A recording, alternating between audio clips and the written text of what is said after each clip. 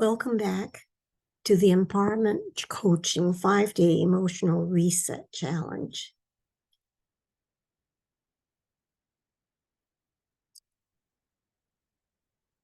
This is day 3, November 15th. Yesterday, I presented the A of the A.C.E system.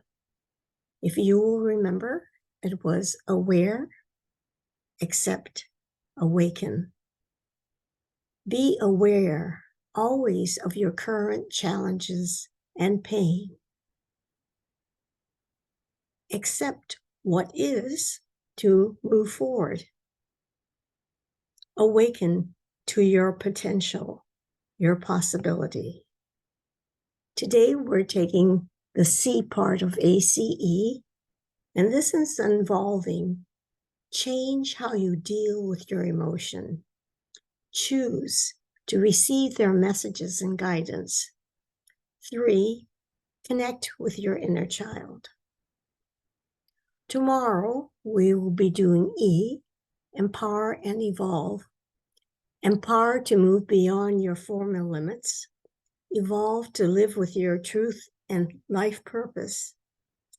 Expand to know your connection with the divine. I cannot say thank you enough every day of the presentation because I appreciate those that showed up in the live sessions and those who are showing up right now as you hear this recorded presentation.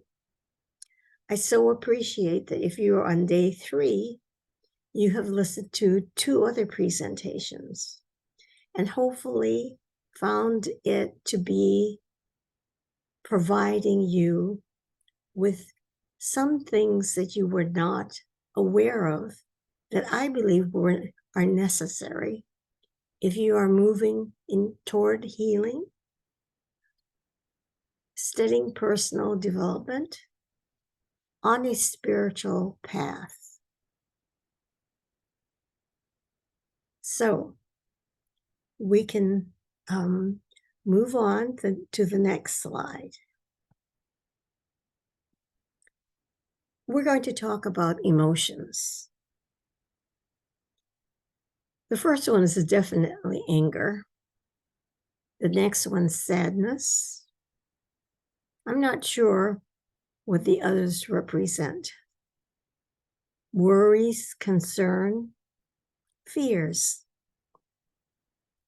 And I'm going to be addressing this in this next portion, my version of emotional intelligence training.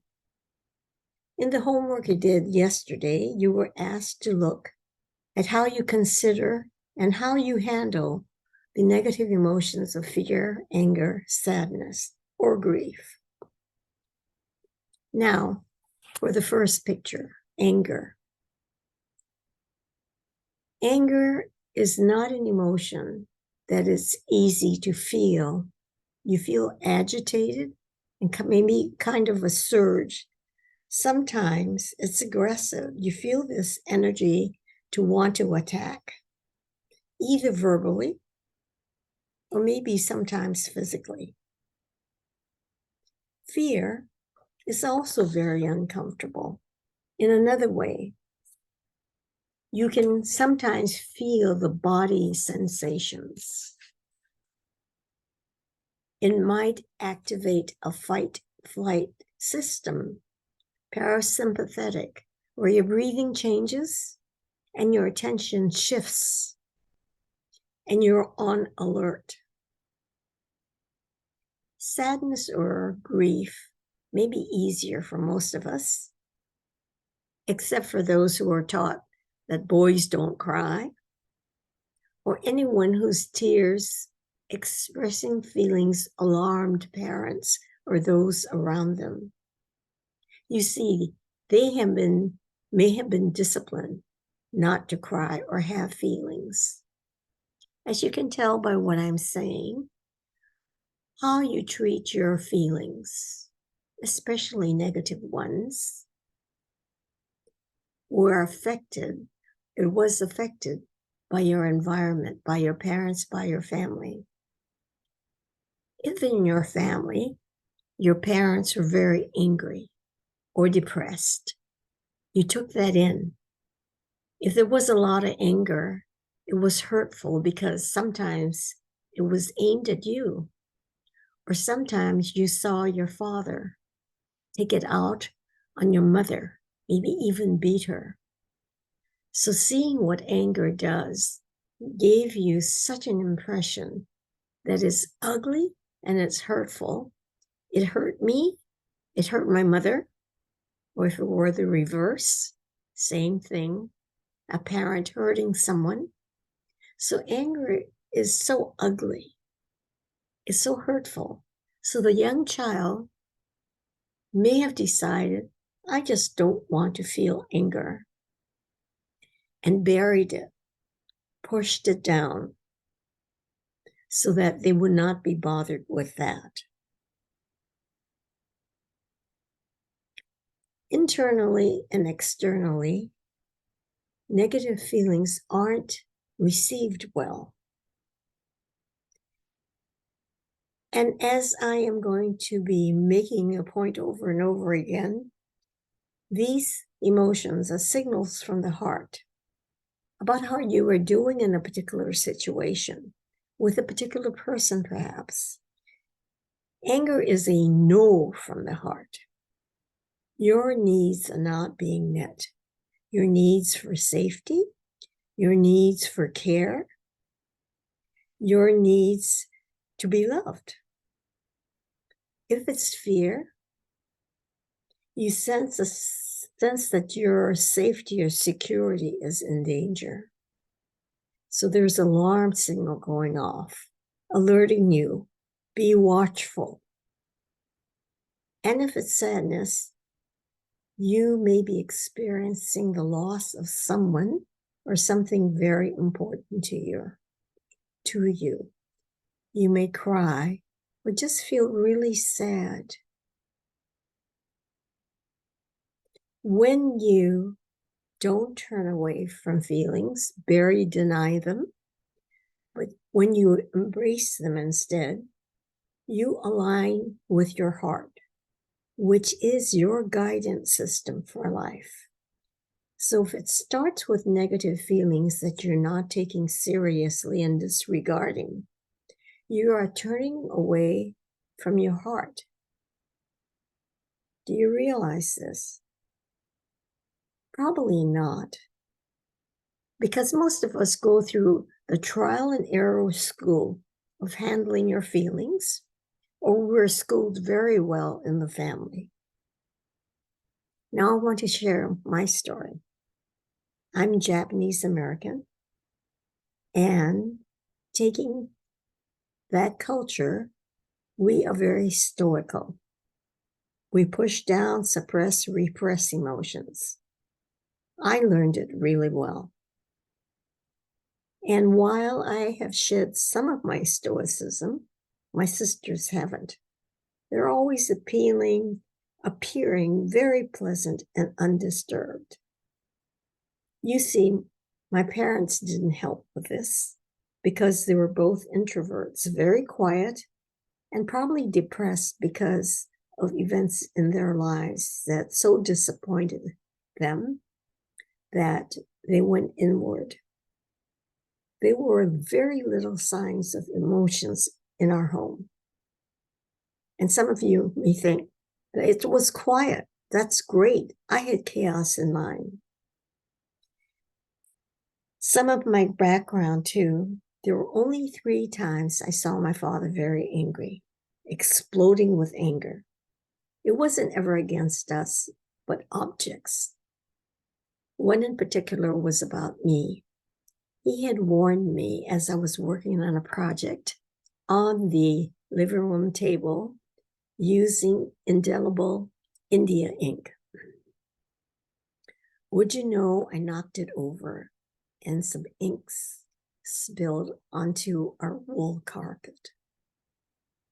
To my surprise, he acted so quickly, he picked up the bottle and flung it across the whole living room, hit that opposite wall fell onto a doily that forever will have had ink stains. The second time he was angry was when my sisters were fighting over a mixer.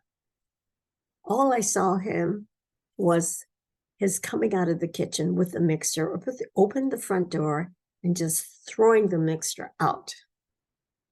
Fortunately, it landed among plants, so nothing was broken. The third time was when he was trying to put a Melmac cup on a kitchen hook. Now, Melmac, if you don't know, is indestructible plastic. And the handle was rather thick. So when he put it on, it fell off. He put it up again, and it fell off. He did it a third time, and maybe even a fourth time. Then he got so angry, he took that cup, opened the back door, and slammed it into the porch floor. Of course, it didn't break. Those incidents only shocked me inside. Outside, I was just an observer, seeing things. This is how, and inside, the anger was so huge, it shocked me, frightened me, and gave me the idea, I don't want anger, outside me or inside me. Another incident is that I remember my grandmother talking to my mother, and she said to me, that I was a habutembo, the Japanese word for powder. I took it as criticism and used that to banish anger. The point of these examples is for you to look at your upbringing, your life and your family, to discover all the ways you were taught on how to deal with your feelings. Whatever you learned there is probably how you operate today. Most of all, it's not about welcoming and embracing these messages from your heart. If you consider that your heart is your emotional guidance system, a kind of emotional barometer or thermostat, your heart contains your needs. And when it responds in anger, fear, or sadness, it's telling you something. And if you disregard these messages through these feelings, you don't know how you're doing, and you don't know how to act.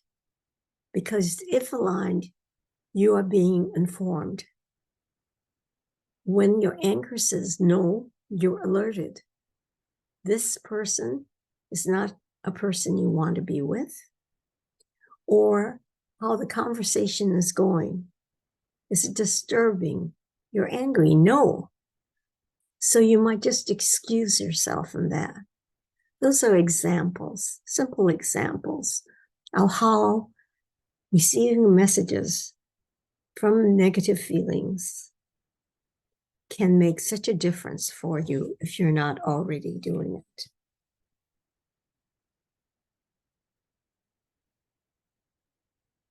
That's a picture of me. And you know, I probably look someone like that, pouting. Now I want to talk about fear. Partly fear, well, anger is also physiological, but fear is especially because it activates the fight-flight syndrome, where all the energy is going to moving to run out of danger or to fight. So the energy is going to your muscles and not the rest of the other systems in your body. Your hands may sweat, your mind, your body may freeze. So another story. When I was sitting for my qualifying exams for my PhD, if I didn't pass, I couldn't go further. Studied really hard, and then came exam day. As I was looking at the questions and trying to answer, my brain was not available to me. I had not experienced that kind of freezing, except when I was called in college classes where the professor in a group of over 50 people would ask me a question. My brain would freeze. So I had my friends around me feeding me the answer. But in the PhD exam situation, I couldn't do that. And somehow I eked out an intelligent enough answers to pass. I think they just were kind to me. Now, anxiety, which people associate with fear, is similar in the way that it affects us physically. Your body feels nervous and agitated. And again, your body might respond with a fight-flight process. You almost stop breathing. You hold your breath. Your muscles go on alert, etc. My point of view is anxiety is not really a feeling. It's a disturbance, a cover that comes up to hide the stronger emotion of fear and anger, which are overwhelming and generally intolerable because the way you grew up. And so rather than feeling angry or afraid, we feel anxious instead. And you don't know what to do with it. And when the anxiety gets bad, your body really goes onto alert and you have a panic attack and you really can't breathe. And it's so disturbing, it's hard to hide. And often the answer or solution for people regarding panic as well as anxiety to seek medication, anti-anxiety medication, to prevent such intense feelings of anxiety. So, what is fear? Fear is a response to a threat. If you're at the edge of a cliff and you went to very close to the edge, the threat of falling and probably killing yourself is very real. When you see a dog barking and charging at you, there's danger and fear would arise. If you hear gunshots, fear may arise because you don't know whether the holder of the gun is near, could be near, and hurt you. So fear is a natural response to any kind of threat or danger. If you're in a crosswalk, like we are often do in Napa, people drive their cars really fast, and some seem really preoccupied and not concentrating on their driving or looking to see who's in the crosswalk.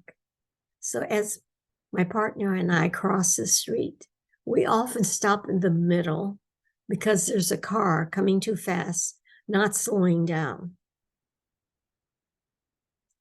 Fear can come up, but at this point, it happens so often, we're not that threatened. But nonetheless, it puts us on alert. So let's see what the next slide brings us. Oh, sadness. Sadness is a response to a loss of someone dear and important to you. or in response to losing your job, promotion, losing an opportunity, perhaps to vacation, have a good time, something you counted on and was valuable to you, and it's gone. And the response is grief or sadness. As I mentioned, I think that this is a feeling less objectionable to people. And if you weren't taught that you're a sissy for crying, or told you were too sensitive, so you had to hide your sadness, you would avoid expressing any sadness, because these early childhood experiences gave you the message that your emotions weren't wanted. No one understood you. And this is one of the wounds that we're going to talk about shortly. So again, look at your early experiences to discover why you handle emotions the way you do.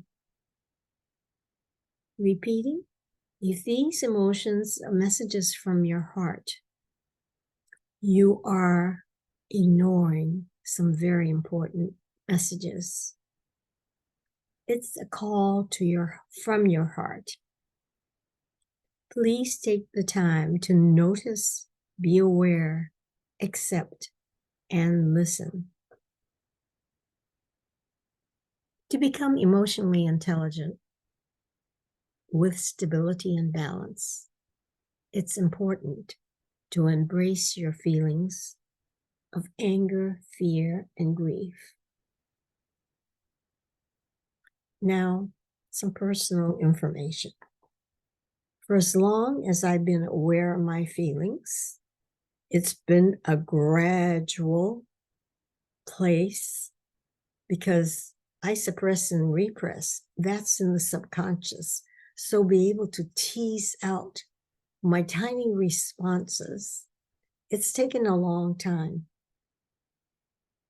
And even now, I find myself avoiding what I'm feeling. It helps if I can immediately accept my anger or irritation.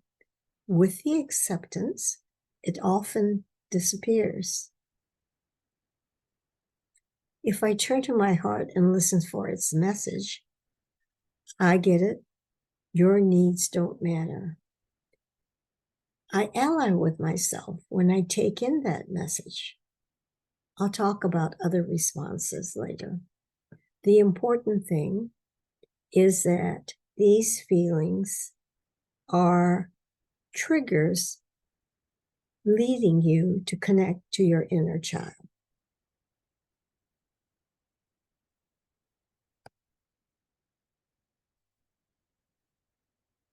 So, C is choose to feel, choose to hear your heart's messages. Listen. Often we are doing so much, we're so busy that we don't stop. We don't know how important it is to listen. Now, anger, fear, and sadness are triggers. These triggers are calls from your inner heart. They can be intense feelings like exploding with anger, or intensely feeling very afraid, or bursting into tears. Or, depending on your emotional makeup, they can be very subtle, chronic, and subtle. These are all triggers, and they point their way to your inner child. So, who is your inner child? Your inner child are trauma parts created in every important, painful event in your early life, even in the womb, where the yet unborn being is aware of everything happening to mother and father. I call these child parts trauma parts that were created to help you survive.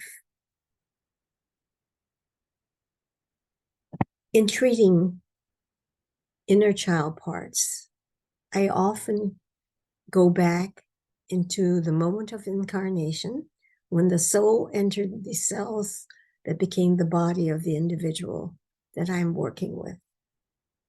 In that moment, the soul is aware instantly of what's going on for her mother, especially, but her father too. And if things don't go well between them, she feels that. If her mother's stressed out, that is also felt.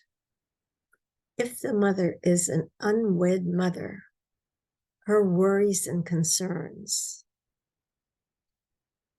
are taken in by the young child. Witness to wondering whether she should be aborting this young child. So there's that unhappy scene. So whatever the circumstance is, the young child is affected by how difficult and painful human life is. And he or she will develop and enter as a baby into a life like that. So many trauma parts I have treated that began in the womb. Trauma parts carry limiting beliefs like, I can't trust anyone. People are so hurtful. Or, I must be at fault for all this stuff happening. It must be that I'm basically bad. I'm not good enough.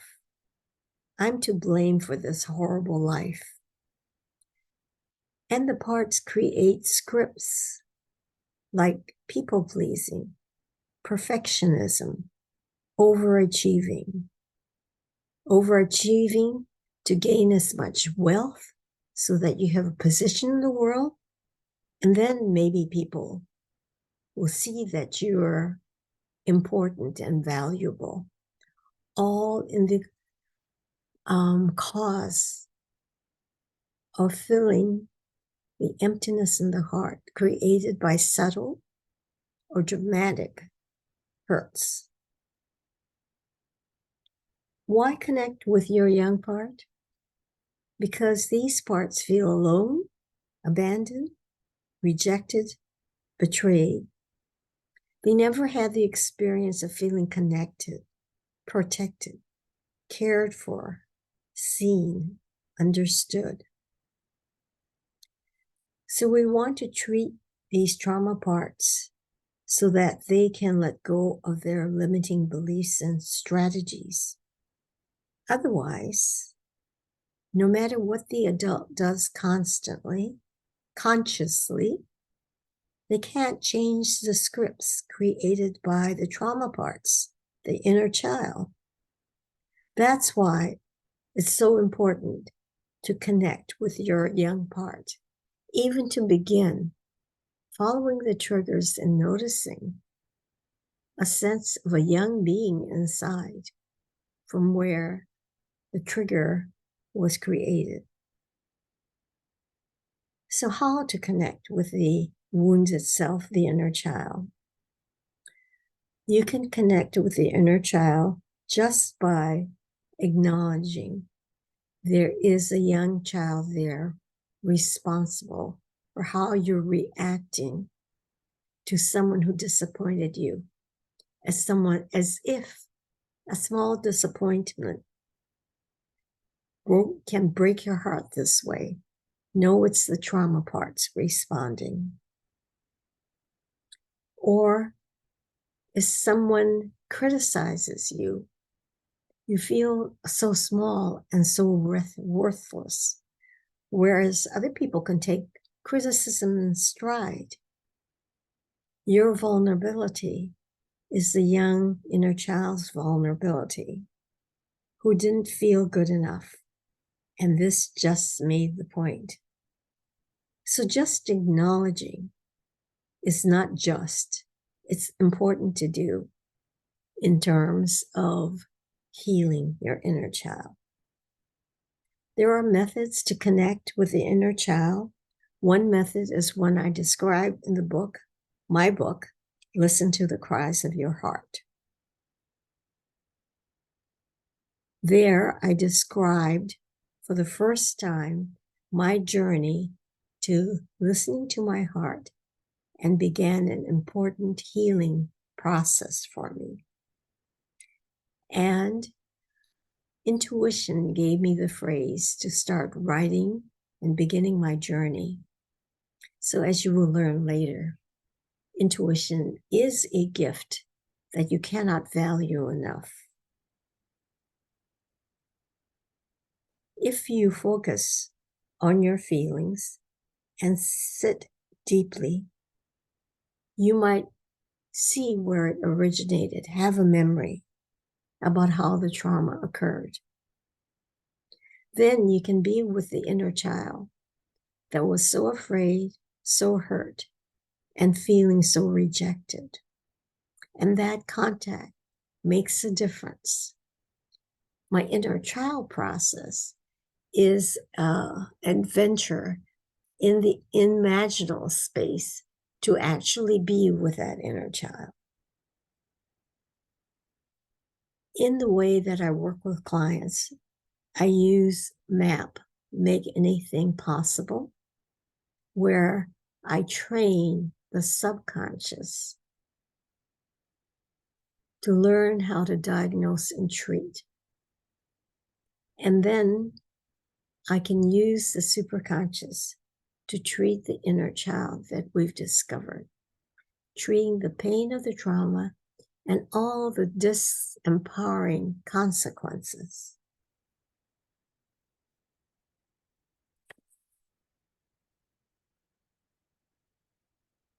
Thich Nhat Hanh, in his book Reconciliation, Healing the Inner Child, says this precious thing: go back and take care of yourself.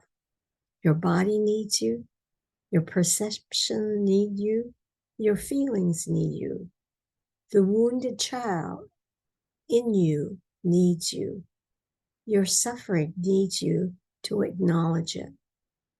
Thich Nhat Hanh is one of the few wisdom teachers who have given such attention to healing the inner child. I think it's awesome. You will learn that I love the 3 I's: intuition, imagination, and inspiration. As you have already heard, I use the space of imagination to do inner child work. So now I want you to sit in this space of great creativity where anything is possible. To sit in this imaginal space, you might close your eyes, watch your breathing, relax, stop doing, stop thinking, except to hear my words. Imagine you're meeting every disturbance in peace by turning to it and embracing it.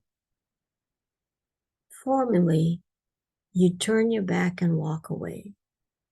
This time, you face it. Any disturbance in peace, any anger, fear, sadness, and you embrace it. Imagine being at peace with yourself. If you do an inner child process like in my book, you can begin to converse with your inner child to soothe and comfort the child. Imagine doing this work that I described. So you're feeling emotionally stable with a peace within, in balance. Now, from this place, imagining witnessing others who are angry or very afraid, and you're still being at peace.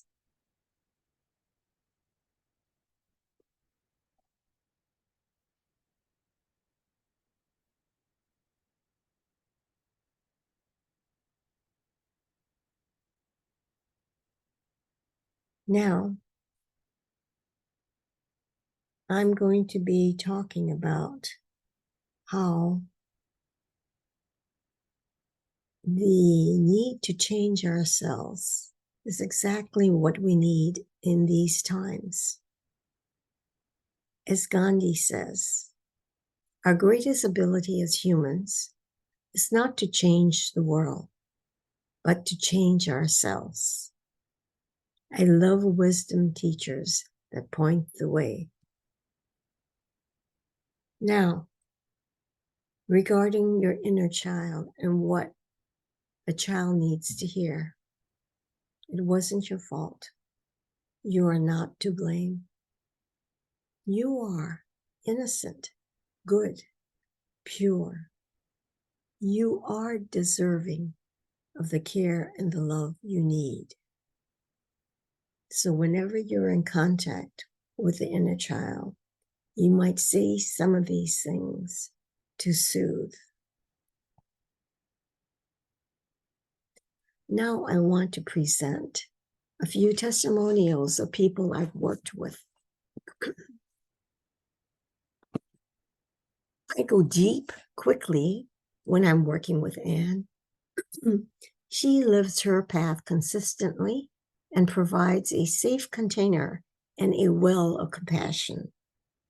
With a stunning therapy that explores every loophole your subconscious can come up with.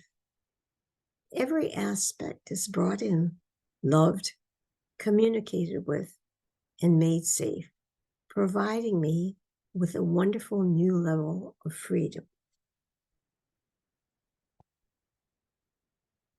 Another, Anne is a skillful and intuitive practitioner. With each session, we revisit those stubborn parts whose strategy is survival, whose mission is to serve me, and ever so gently, they are willing to update in due time. I never had a session that left me feeling fragmented. To the contrary, each one adds a layer of stability that wasn't there before. So you can do it the old way, everything that you've done in the past, or you can do it a new way. I am going to tell you some stories about people who did it the old way. There is a client who was working with hesitation in creating her own healing business, as well as hesitation about venturing into relationships, because what we learned, a mentor in a healing circle where she was taught and the circle was supportive, turned against her publicly in such a way that she knew she could not be there. She wouldn't be safe, and her reputation from her point of view was ruined. Every relationship she ended up in went well for a while, then exploded in her face. Rather than being angry about any of this, she felt she was to blame and felt a lot of shame.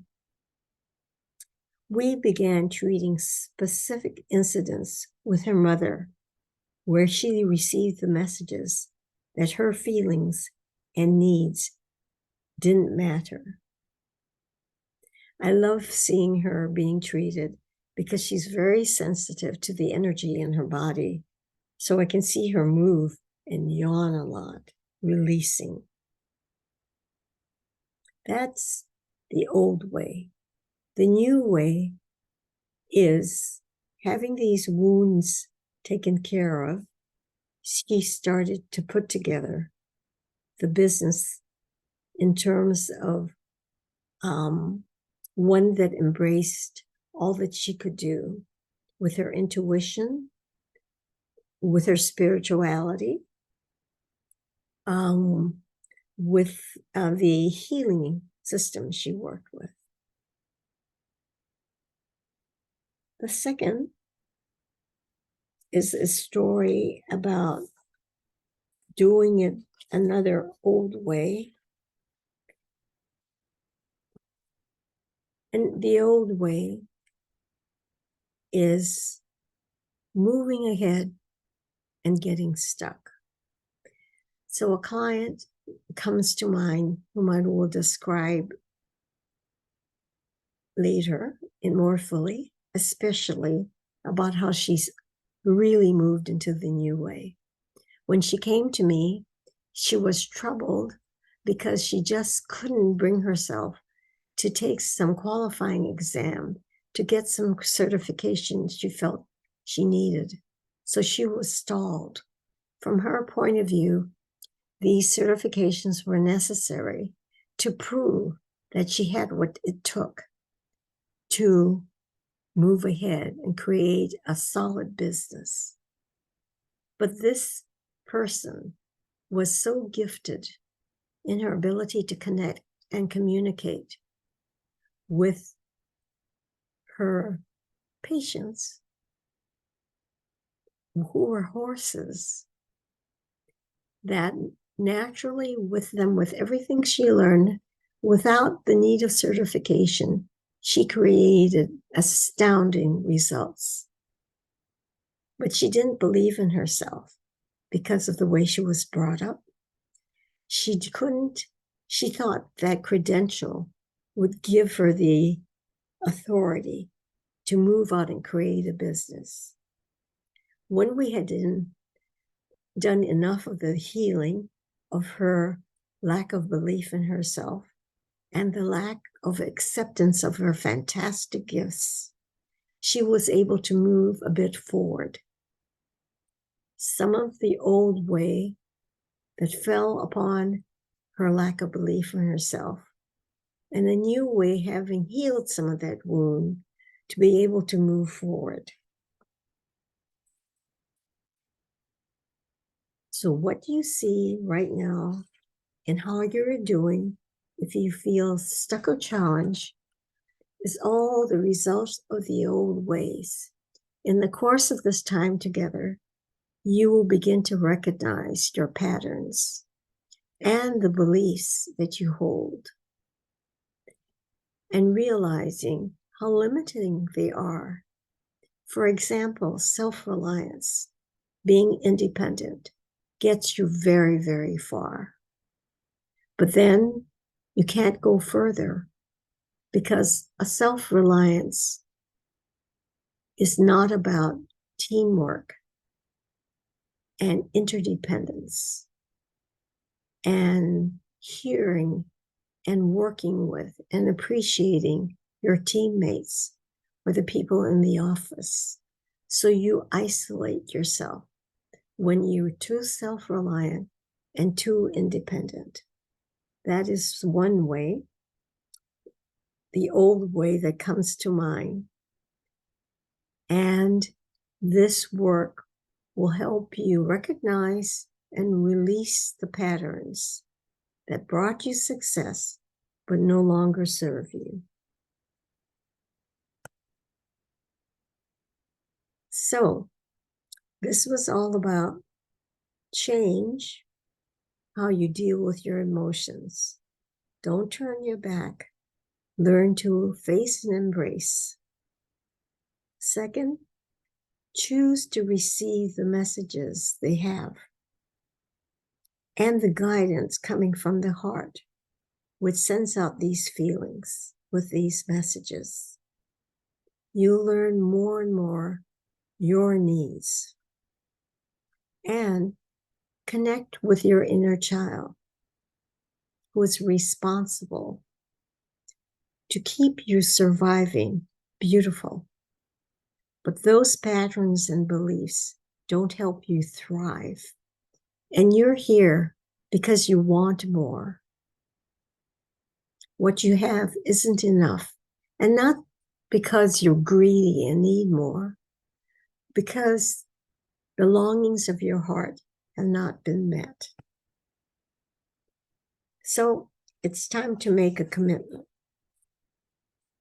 I want you to write down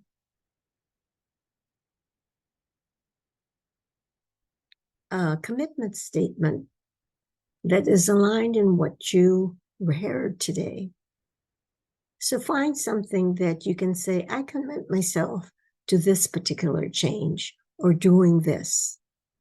You may not think about something right now, but you have a bit of time before the next presentation to complete the statement. I commit blank, blank, blank. For example, I commit to noticing all my negative feelings and maybe even learning what my heart needs instead. Attention, an assignment is coming. The assignment is take one instance of anger, another of fear, and another of grief.